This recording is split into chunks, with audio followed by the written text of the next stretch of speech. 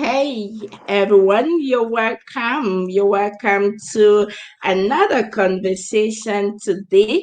And we're very, very grateful. I'm particularly happy to have you today here with me.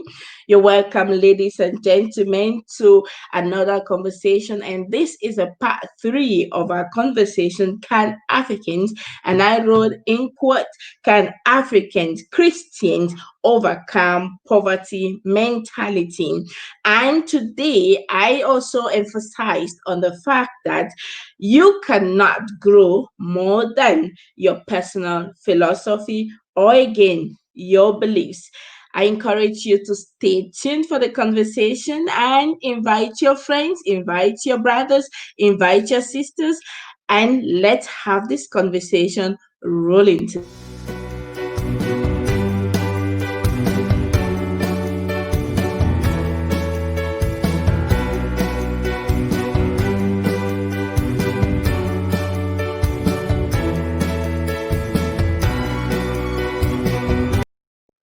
Hey, welcome everyone. You're all welcome to again another beautiful day. And of course, today we are having the part three of a conversation that we began 2 weeks ago. And the topic of the conversation is, Can African Christians again um, overcome poverty mentality? My name is Vera Sompon, and I'm a lecturer at the University of Esslingen, and I lecture on the conversation or the topic of critical racism. And I also have diverse businesses, and I manage a social institution here in Germany.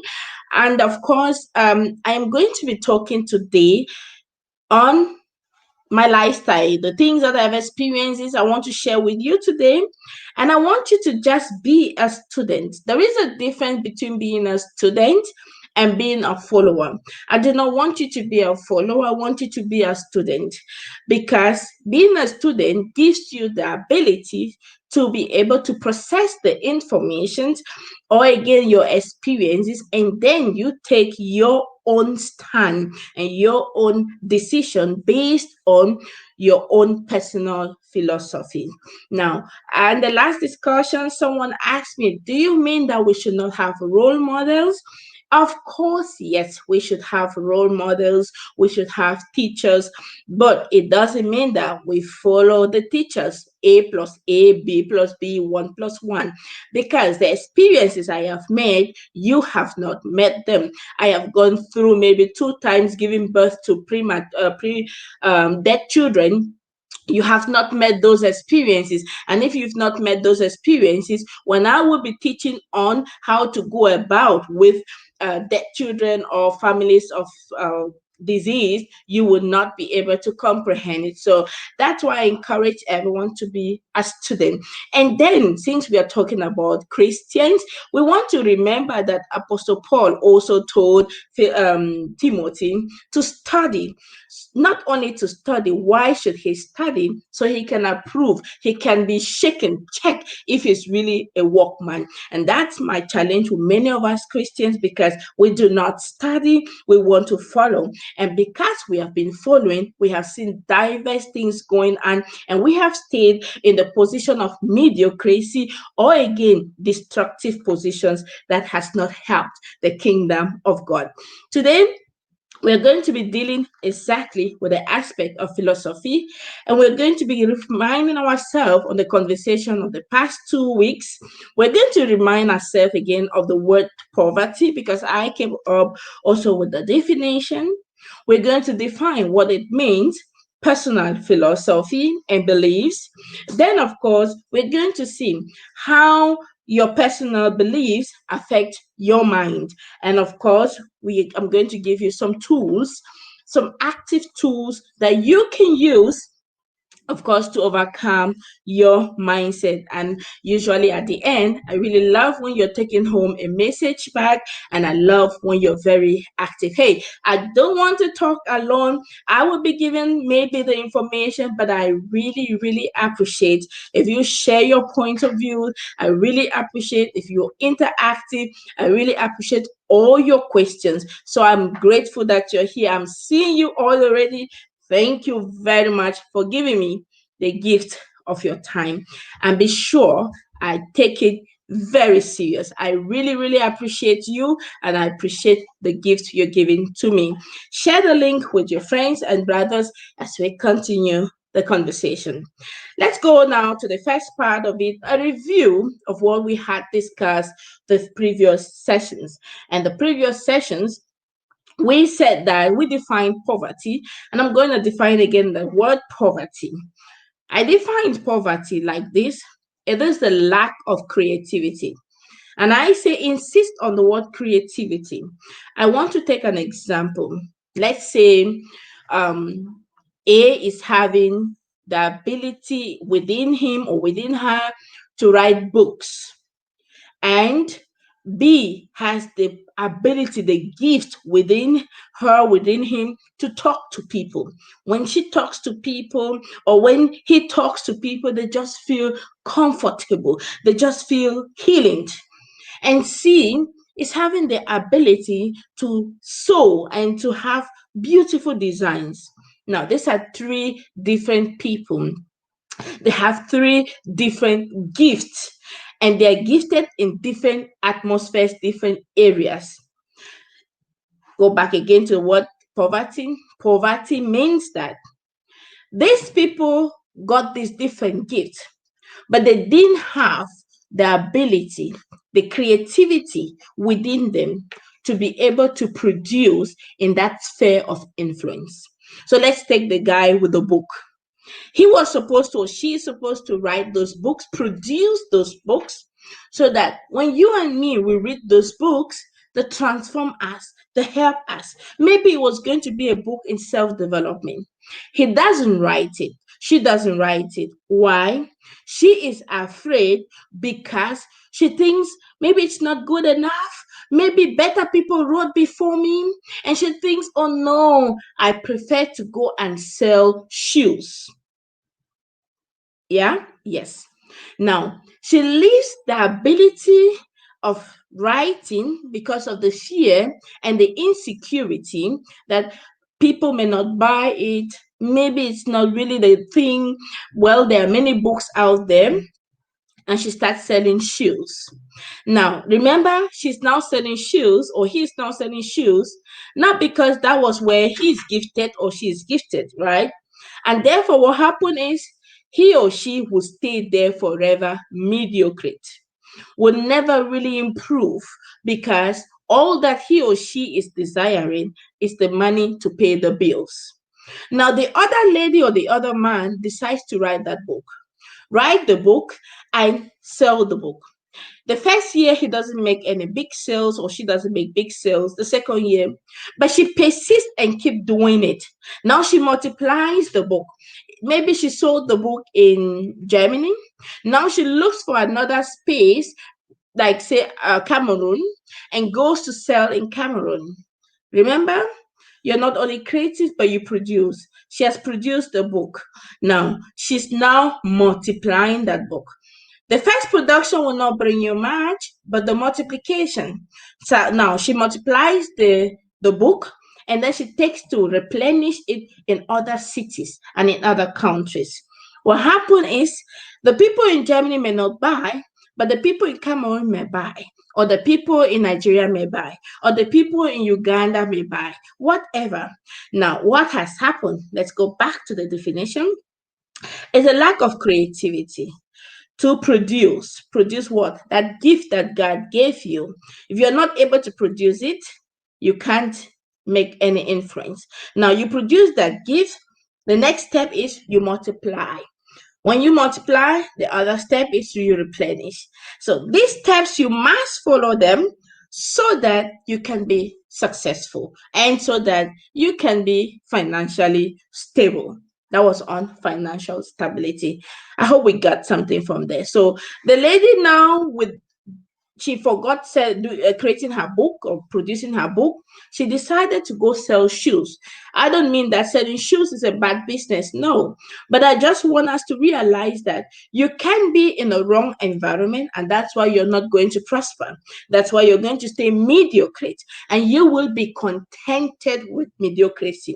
And what hurts me the most about us Christian is when you are contented with your mediocrity, you want to impose that mediocrity on every other person.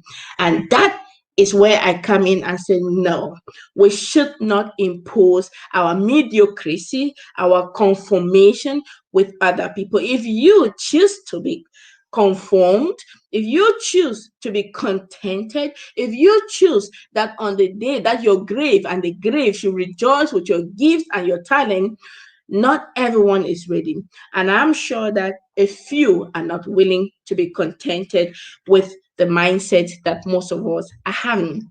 And that's why we're having this conversation. And I hope that the conversation is going to trigger something in us that today may be just that day you say, oh no, enough is enough. I do not just want to be contented. And I don't mean that being contented is a sin. Oh no. But you have to also think the other way around. And that takes me to a conversation of today, philosophy, personal philosophy. Before we get to our personal philosophy and the definition of personal philosophy, I want us to understand that there are things that God created and there are things that are nature. We can't change those things. If you dare to want to change them, then something is wrong with you, because then you are the problem and not those things. No nature you can't change, right? Things like the sea you can't change, the seasons you can't change, the soil, the rain, the sunshine, you can't change. I can't change those things. Those are natural wonders that God has given to us, created. But did you know that in all these things I just listed is everything that we need here on earth? Everything. The money is in the seed, is in the soil. The bank is in the seed, is in the soil. So now let's go back to philosophy. What's there for philosophy? Philosophy, I know you will go to Google. You can go get Google, but I said I'm giving you my explanation, my definition. And I said be a student, get it all, and then make your own decisions. But to me, philosophy is your ability to think, to use your mind, and to process these informations I'm giving you, the ideas you're having, the experiences you have made in the past, in the present, and these informations could become now either empowering or dispowering. It can either empower you or empower you. Again, philosophy is your ability to think, to use your mind, and to process the information, the ideas, the experiences you made in the past, yesterday, in the present, in the now. This can either empower you or it disempowers you. And it is a choice. It is a choice that you make consciously or unconsciously. Now let's go back to think. When I talk of thinking, I remember Einstein. He has a wonderful book he wrote, and Einstein says the problem of humanity is the inability to think. The inability to think. And when we do not think, what happens is we stay mediocre, we stay followers, we stay, I don't know how to put it, but we stay on that point. And the danger, especially us, and that's why our conversation is really for Africans, not because Europeans are better than us, but because I just want to have this conversation with my own brothers and sisters, that we really have to go to think and reflect again. And now let's go move further and say, how does your personal philosophy affect your mind? How does it affect your mind? Let's take a few scenarios and define what failure could be. And then from that point, we can discuss further. I thought and I feel that Looking at my own examples and the things I've met, the dangers, the mistakes I've made in the past, I came up with this few stuff. It's simply a few errors in my judgment, and that I did them repeatedly every day. Again, failure is simply a few errors in judgment.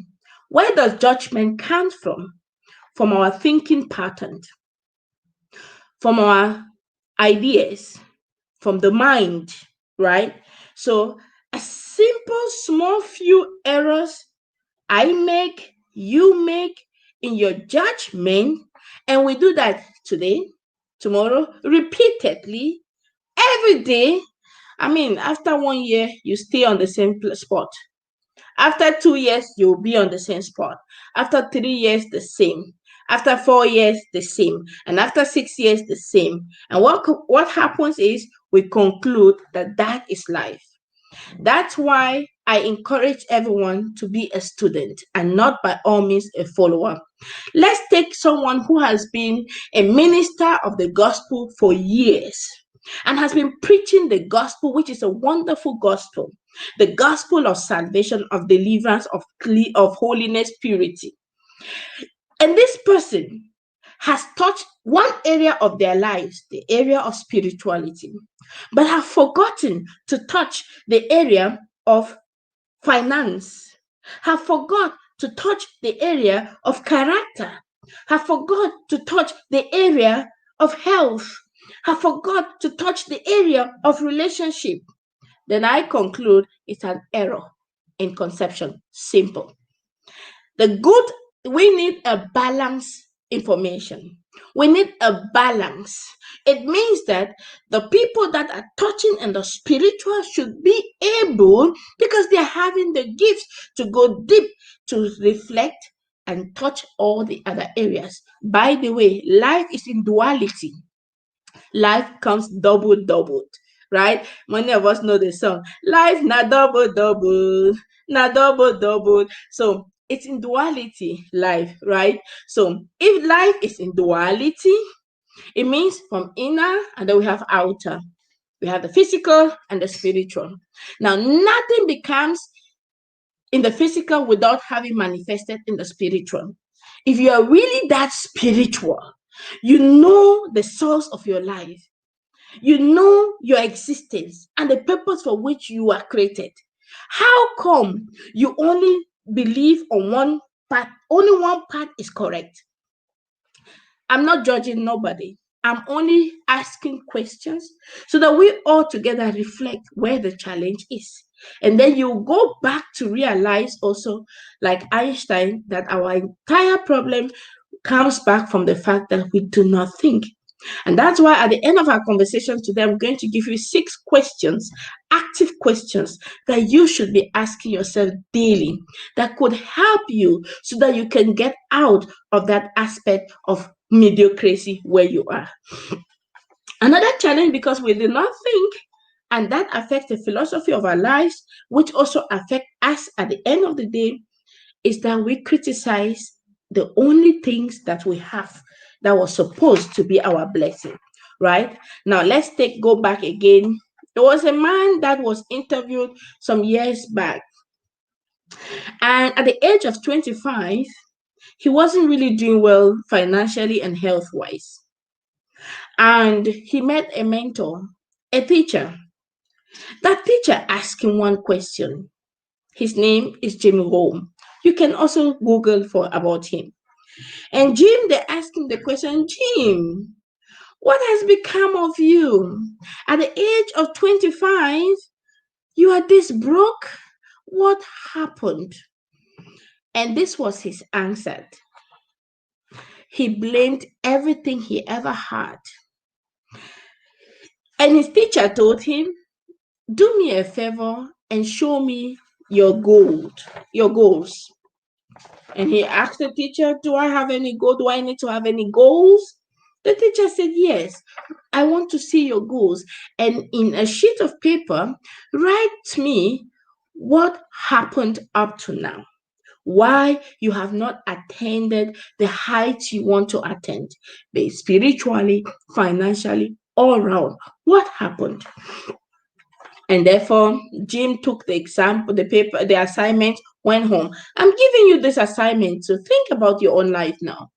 Are you really content where you are? Are you really happy where you are now? Or you pretend to be happy where you are? If something happened to you now, will your children be somehow secured? If something happened to you now, let's say, God forbid, you die today, are we going to be able to transport your corpse back home? Because many of you want to be transported back home without writing on the Facebook, Vera, blah, blah, blah, is gone, and so we need help. Now, are you going to, how prepared are you even for the dead that you are saying? Because I have the impression we just talk about heaven, but we do not even realize that we should be prepared for that heaven. Now, well, I'm still going to come to define what heaven really is, but let's come back to saying we are going to be prepared. Are you really prepared? And so back to the story of Jim. He went back home and wrote. On his sheet of paper, Jim wrote everything why he was never a success and why his life has been the way it has been. It will shock you now, maybe not, to hear that he wrote on that his paper, the government is really bad. The government has not provided roads and all this. You know, the road to my home is really rocky. The teacher I had was terrible. He kept telling me how bad I was. And so it made me this bad. This man wrote tons of things on that his sheet of paper. And his teacher took his paper. Thank God for his teacher. He took that sheet of paper, looked at it from the first page to the end. He realized how blaming Jim was. And Jim blamed the government. He blamed the seasons. He blamed the rain. He blamed the soil. He blamed his seed. He just blamed everything. And the man told him, Jim, do me a favor. Would you put a cross on this, an X on this, wipe this off, and just write your name on it? I am the cause of why I am where I am today. What about you? And you're a child of God. And question, what has kept you this far? Again, it goes back to our personal philosophy. Honestly, all centers on the personal philosophy, how you perceive life, how you look at it. Now, Jim was blaming the seed. He was blaming the soil. He was blaming the rain. What do you blame? Your company? Who do you blame? Your father? Your mother? Your teachers around you? The church? The government? You blame pandemic? Now we're all blaming something, right? Now, go back again to your first philosophy.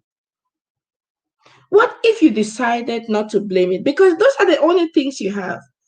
You have nothing else. Now, remember the definition of philosophy. What did we say philosophy was? You can write there if you are following. Let me know if I have good students. If you're a good student, write down. What did I say philosophy was? Now, philosophy is the ability to process the ideas, informations that you are having, right? Now, let's go back again. The question now would be, how are you processing this information I'm giving you now? You can either process it to be empowering and say, oh, I want to use this information and change my life because I really can't continue the life of mediocrity. I want to really impact spiritually, emotionally, whatever, but I want to make an influence because I'm a child of God, because God created me to represent Him or to represent Him wherever I am. Now, if you are His representative, then we suppose, like I used to say when I was 18 years of age, that if God had heaven and earth, as all the Christians have been claiming, and me too, I say it, why then are we the most mediocre? Why then are we those who don't give jobs to people? Don't get me wrong. because we are going to come again, and some people will say she's talking always about business and she's talking always about money, right?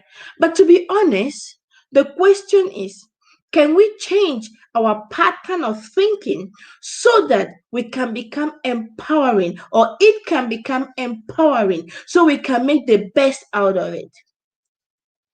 How does this negative way of pattern of thinking and negative philosophy influence the mind? Remember what I told you about the mind, that the mind is a comfort place. It loves comfort. It loves to protect you.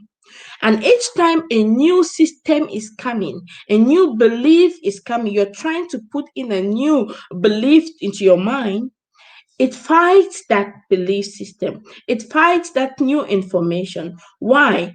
Because it wants you to stay where you have always been. Okay. And this is not only for others. I mean, I don't know how long I'm fighting to lose weight, right?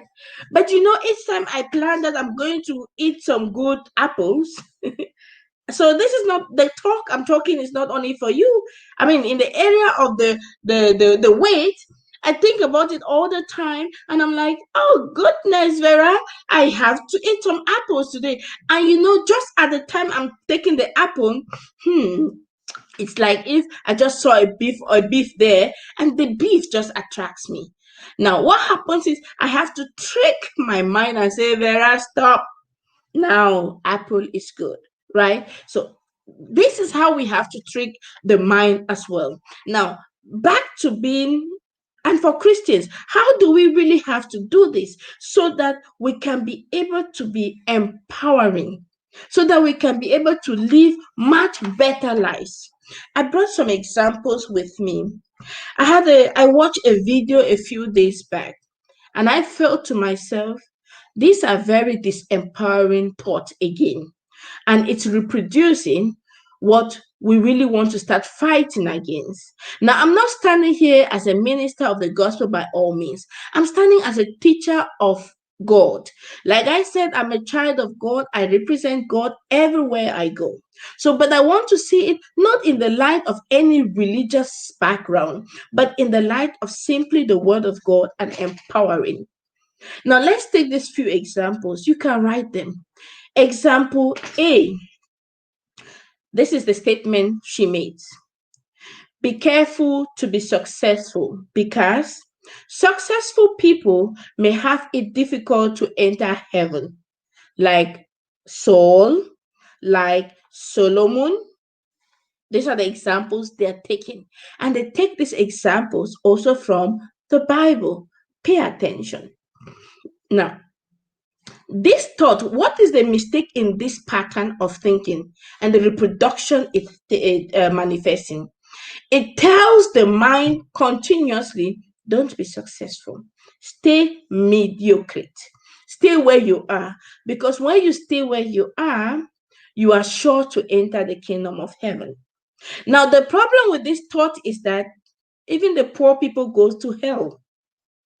And they don't tell the people that poor people too, financial unstable, so to say failures, because I really do not consider that anybody is a failure except that you choose to be. But even such will go to hell, because that's not what determined, and that's not the determined factor for people to enter the kingdom of heaven. What would have been if the same person said the same statement like this?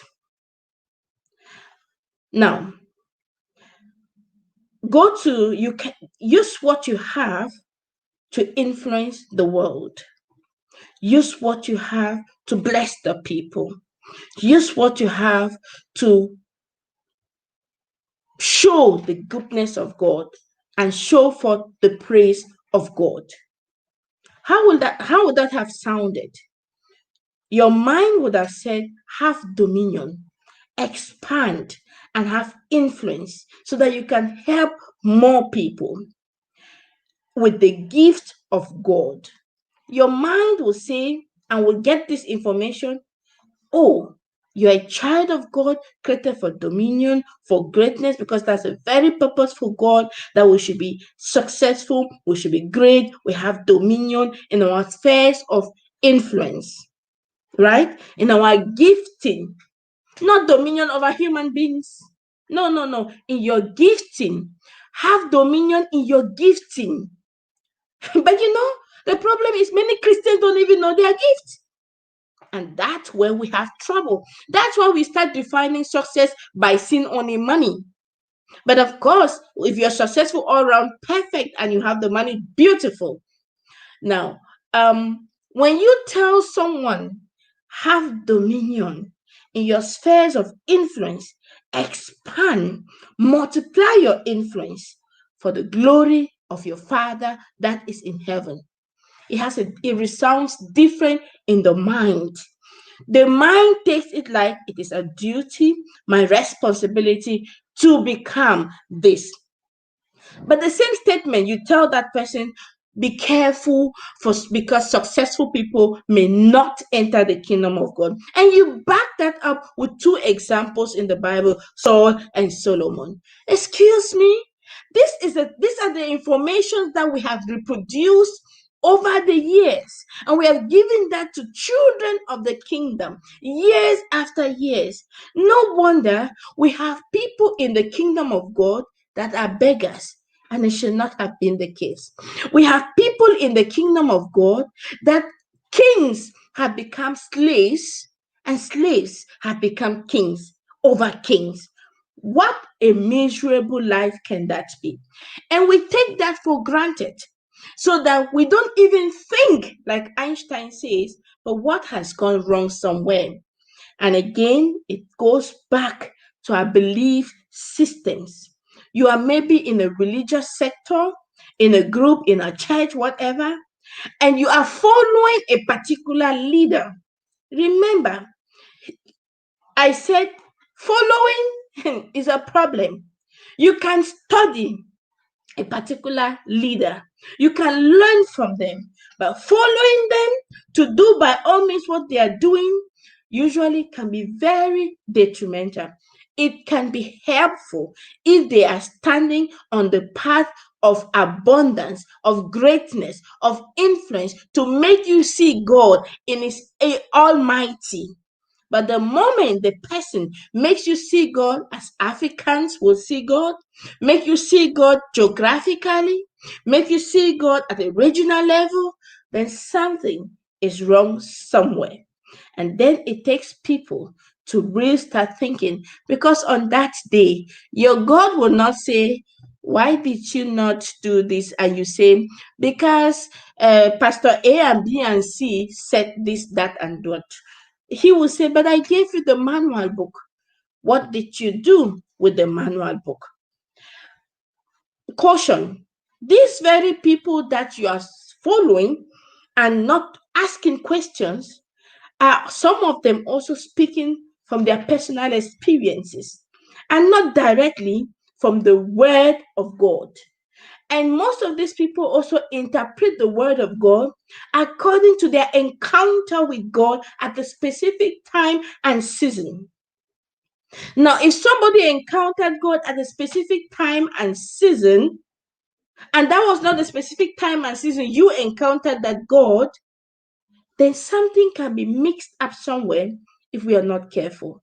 That's why hold on to that word and let that Holy Spirit that ministers also ministers to you. And therefore, it is going to be important that you have a great relationship with that your God. And without that, you will just be misled by many kind of philosophies out there. Now, another example, so that we think about it very well. This is a second example I hear often. Money money is not the most important thing in life. That is true. But do you know what this information tells your mind? It tells your mind, don't even bother. Money is not important. So you must not have money. But what triggers me is when you want to pay bills, you be calling people left and right to pay your bills. And yet you say money is not important. Again, it goes back to our philosophy, a personal philosophy, and our belief system. Now, your belief system say money is not important. Well, because it's not important, don't call someone else to pay your bills. Because it's not important, don't call someone else to take your child to the hospital. Because it is not important, don't input other people burden on other people, right? Now, instead of saying that money is not the most important thing in life, why not paraphrase that same statement and say money is a very important tool? It's a tool. It's simply a tool. And what do we do with tools? We use those tools to work with, right? So for me, money is a very important tool. Pay attention to the word tool. Tool, tool, Tool. It's a very important tool. Why? It creates good memories. Why? It pays my bills. Why? It helps me to live the good life on earth while waiting to see my Father in heaven. The kingdom of God is at hand. It is joy, peace, and happiness. Now, how do I have joy, peace, and happiness? When I lack the tool that can provide some of these necessary things. Since money is not important and not even very important, you can just stay at home. Why do you go to work? You see where my challenge is? That's only where my challenge is. My challenge is how the message has been transmitted to us. And we take those messages without asking and thinking. Now, if you are going to think for just 1 second, and someone comes to you and say money is not important, then you will tell that person, no, let's reframe that statement. Money is a very important tool. And what is a tool? A tool is an instrument you use for work. So money is an instrument that we are using to have that health, that peace, that joy, that nice memories on earth while we wait to go to see our Father who is in heaven. And do you know that money is in the seed, the soil, the rain, the sunshine, and all this? Now, when you say it is not important, why don't you just tell God, kill me now, let me come to heaven? And even at that, because it will be suicide, you will not steal him.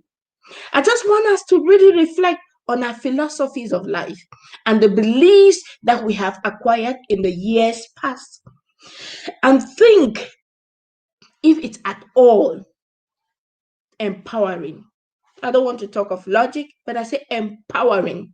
Are the belief systems that you're having, you've carried all over the years, empowering? Now, when I'm talking now, someone will say she's talking about money and life here on earth. But you know what? If you do not have to experience that heaven here on earth, excuse me, what is the joy of it? It's also to know that you can make it here and can make it there. Think about changing your philosophies. Think about thinking. Think about asking real questions. When you start asking deep questions, you will realize how life can be so simple. Though simple, but hard to put into practice. Now, some few questions I brought with me that we can look at those questions. These questions can help you daily. And these questions can help every child of God. Because most of us, and this is my intention, is to really challenge you as Africans, but also challenge you as a Christian, as I challenge my own self, that we should not set in for the little. Now, before I get to those questions, something bothers me a lot these last days. Many children of God go look for jobs from unbelievers. Pardon me the word unbelievers, but that's the best way I can make it so that we get the difference. Many Christians, children of God, go look for job. They say money is not important, but they go look for job from people who don't have their same beliefs. What an irony. I mean, have you thought about this even for a second? Except we are just religious. But if we are really children of God, we have to go start thinking. Let's start thinking. Now, Abraham was self-employed. Now, since we're talking about employee and all that, I've hardly seen those who were working for others, by the way. Now that the Bible is the one that we are using, why don't we stay also and start thinking that way?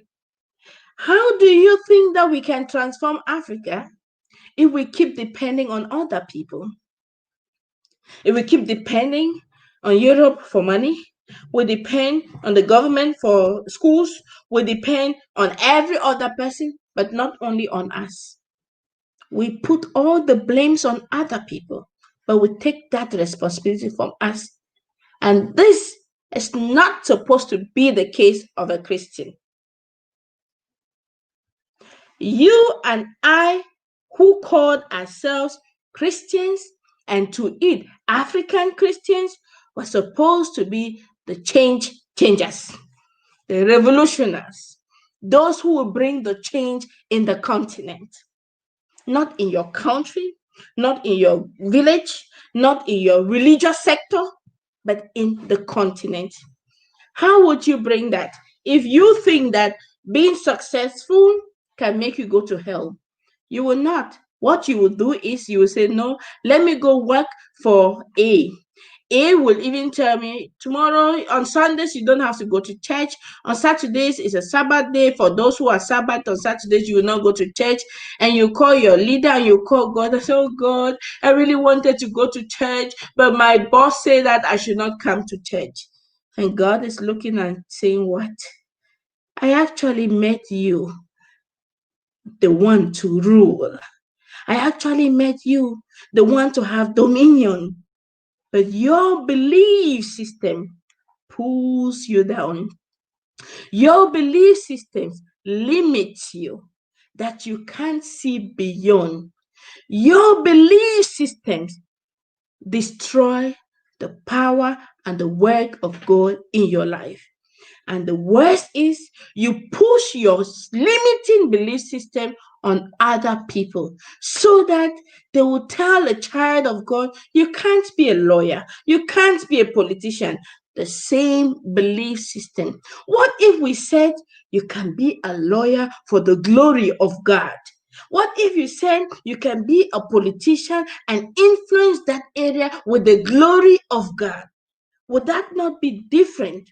Again, our thinking pattern, our way of reasoning must change so that we can be able to make the best of life.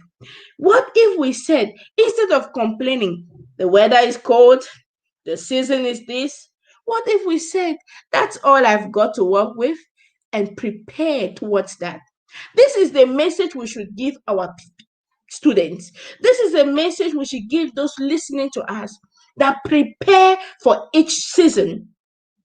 Now we are in this season, prepare. And the preparation is not done now during the pandemic. Some people are complaining about the second, for those who are in Germany, complaining that there are lockdowns now and they're really sad.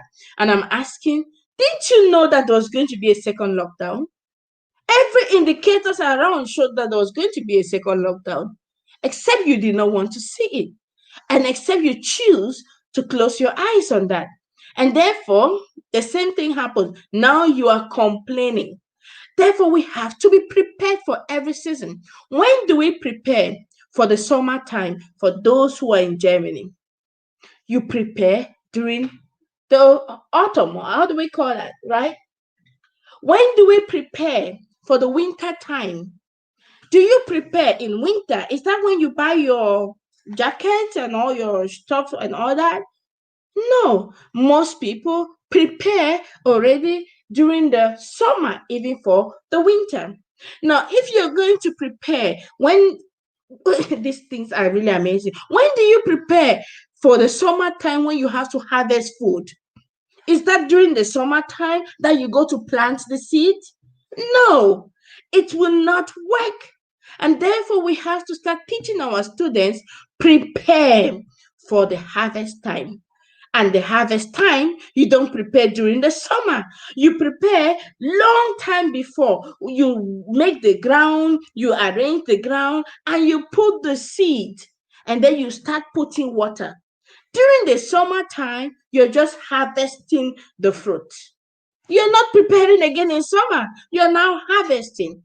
But it takes the period of preparation to that. And where does this happen? Here. Again, the mind. Now let's go back to Christians. Now, when you tell Christians, don't be successful, be afraid to be successful. What is the message you have passed to this Christian? Do not prepare for that. What if we told Christians, prepare to be successful?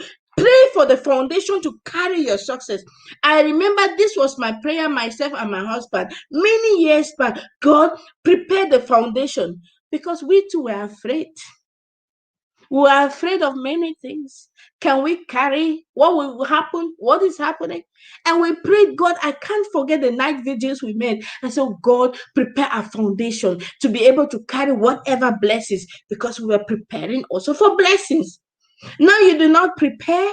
You're sitting, you're just hoping tomorrow is coming, heaven is coming, and then you're just sitting and doing nothing. Okay, you're doing the work of evangelism. You're preaching the gospel. Again, I go back to this. Just imagine that you are preaching the gospel in your own office and you are having your workers and your employees and you will teach them the gospel. Or again, your lifestyle will teach them the gospel. Would that not be amazing? I find it really, really difficult. And it is not now. I found it difficult when I was a young girl, where I denied my mother's religion. I denied Christianity when I was very young because I did not seem to understand how the children of that God, the great kingdom, claimed that he had and he created heavens and earth. And the most mediocre people I saw were Christians. I refuted, I disputed. I can remember like yesterday, my dad would close his door every Sunday and he will let me sit out there and wait until they come because I said I was not going to get in there. Until I began to think myself and say, hey, you know what? This relationship is by the way between me and my God, my creator. And I want to live the best of it if I get in there. And you know what? I have never regretted becoming a child of God and becoming a Christian. I only find it difficult when I see others staying in their mediocre philosophy. I find it difficult seeing others not reflecting and staying where they are and wanting to influence other people from their own mediocre experiences. Again, let's go back to philosophy. Think, think. What is philosophy? For take home, philosophy is the ability to think. This unbeliever Einstein said that you and me we don't think. What is this? He says you and me we don't think. That's why we are where we are. He says we don't think. You can argue it. You can say, oh, because he's an unbeliever. You can say, but you know what? What interests me is the message he has given. Whatever he is and whatever he does really doesn't matter to me. The message he gave made me think. And he says, we do not think. Do you think? Do you really think? And if you think, what makes you now fear to take that bold step to make the difference? By the way, all that you have is what you have. You can't go from, you can't create anything else. Your gift is within you. Your knowledge is within you. Your all the experiences, all. You know, I the first two children I had died. And when they died, I could have said, oh God, my children died. What do I do now? Why did you take these children from me, God? I would have chosen that pattern. But you know what? I said, He who gave took back, and I know it was for a purpose. Today, when people lost their children, I can feel the pain with them and I can encourage them. You know why? Because I transformed that experience into a message. What is the experience you have gone through? And instead for you to taking that bold step of faith, you are instead redressing and going back and going back. When you go back, it means that that experience you had has failed its purpose. You had that experience for just one purpose, so that tomorrow you can be able to show more sympathy. My own experience with coming to the kingdom of God was different. My experience with God was such that I don't joke with mercy. And that's why I don't judge people. And someone would think that it's because I want to tolerate everything. No, no, my friend, I don't want to tolerate. But when I remember where I come from, oh no, if God was going to judge and deal with me with the way I was, oh no, then I will not be here today. And therefore, I do not have the audacity, the power, the whatever to judge anyone, but I only can encourage you, empower you to think, to reflect on how you think, how you act. And remember, like we said the last time, your thinking pattern influences your feelings, and the feelings influences your actions, and the actions produce the results of what you are today. If you've not taken anything home, remember this: your thoughts, your thinking pattern, your belief in your mind about anything in life, how to create friends, how to make wealth, how to be healthy, everything in life determines how you feel. And how you feel about money also determines how you get money. How you feel about people determine how you will have real good relationships. And don't forget, people give you money, not God come down from heaven and give you money. Build good relationships. I hope that it has helped you. And now these are my 6 questions that you should have every day. Every day when you get up in the morning, the first question you must ask yourself is this, and I call this active questions. They are active questions because it pushes you to take responsibility, and the responsibility is not pushed on another person, it's on you and you alone. You must have to take that responsibility, whether you like it or not. If you care, you think, I am where I am because my boss have not given me chance. I'm here because I'm sad, because I'm not happy, because most of the time we think that it's because of something that we are where we are.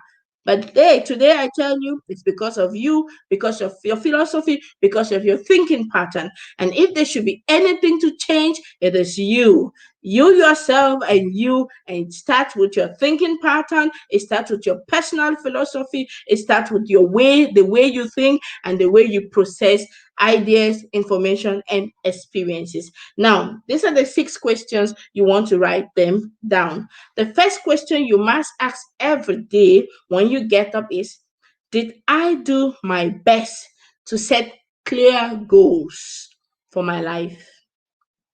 Did I do my best today? Or did I do my best to set clear goals for my home, for my marriage, for my children, for my business, for my job, for my health, for my whatever you choose? That is the first question. And this question brings and pushes you to reflect, not me. So you must have to reflect. The second active question is this: did I do my best to make progress in achieving my own goals? What are the goals you wrote? Did you do your best? When I say your best, you know what your best is. Did you do your own best to achieve those goals without blaming A, B, C, D, and X? Did you do your best to achieve those particular goals. Question number 3. Did I do my best to find meaning today? Most of us want to go to heaven because we have not yet found meaning of life. We will go to heaven by all means anyway. But question is, before you get there, what is the meaning of your life today? That's why this question is important. Did I do my best to find meaning today? Did I help someone today? Did I preach the gospel to someone? The gospel of peace, the gospel of love, the gospel of kindness, the gospel of grace, the gospel of mercy, the gospel of health, the gospel of deliverance. Did I do that? Did I show kindness, peace? We may not always call it gospel, but I tell you, all that I do centers on the word of God and the gospel of God. Question number 4. Did I do my best to be happy today? Most of us go about and we are so sad and we are hammering people here and there, making people uncomfortable because we think that they are the cause of our sadness. No, brother, no, sister, no one is the cause of your sadness. You alone, no, you are the cause of your sadness. Don't push it on other people. Keep it to yourself. And that's why you take this question home. Did I do my best to be happy today? Your happiness doesn't come from any external thing. It comes from within. Question, did I do my best to be happy today? Question number 5. Did I do my best to build positive relationships today? Did I do my best to build positive relationship today? Did you do your best to build that good relationship with someone today? Did you do your best? Ask. And then question number 6. Did I do my best to be fully engaged today? Did I do my best to be fully engaged today? Most of us are even in some groups. Let me take the example of groups. Have you done your best to be active in that group so that the glory of God can be seen in that group? Or you are just simply thinking, oh no, it's the group of Vera, it's a group of Elizabeth, it's a group of Jennifer, it's a group of this, and it's none of my business. Have you done your best to be engaged in that group where you are? Have you done your best to give the best in your job site? Have you done your best in your office? Have you given the best to be engaged, fully engaged? Even if you think your boss is not paying you well, be fully engaged. It will come back to you. And therefore, ask these questions to yourself daily. You can change these questions, you can formulate them as you want, depending on your goals. But the question should always begin with, did I do my best? Right? So that it will help you. Did I do my best to love my kids? Did I do my best to love my husband? Did I do my best to love my neighbors? Did I do my best to preach the gospel of love? Did I do my best to anything you want to put? Did I do my best to write that book? If I'm writing a book, whatever, make sure you write your own questions, these active questions, depending on the focus on which you are having now. And if you do that, I'm very sure you will not regret and you will be very, very happy at the end. At the end of it, I want to appreciate you all. Remember that success is a few simple discipline practiced every day, and you start a whole new life. Success is a few simple discipline practiced every day. So do this. They are simple things, right? But try it every day. Discipline yourself to do it every day, and you will be amazed at the result. And we said that failure is a few errors in judgment, and judgment comes from your thinking pattern. And these few errors in judgment repeatedly every day, of course, after 6 years, you don't want to think that something good will come out of it, right? Oh, my people, I love you so much. I really, really grateful. I thank you all. I love your participation. I can't read all your messages now, but be sure that I'm going to get back now and answer to any questions. And if you have any other questions, you can inbox me for sure. I'm going to get back to your questions and I'm going to answer any of your questions. Hey, I love you all. I wish you just the best. My intention is just to quicken the greatness within you, and not the religion, but the spiritual being that is in you. And I know for sure that you're created for greatness. I trust that greatness in you. I'm convinced about the power and the gift of God in your life. And I do not want you to waste that gift, because the grave is waiting to rejoice. You do not want to send that to the grave, right? I love you. God bless you. Take care of yourself. We meet again next week, same time, for another conversation. If at all Africans can be free from poverty mentality. God bless you and bye bye.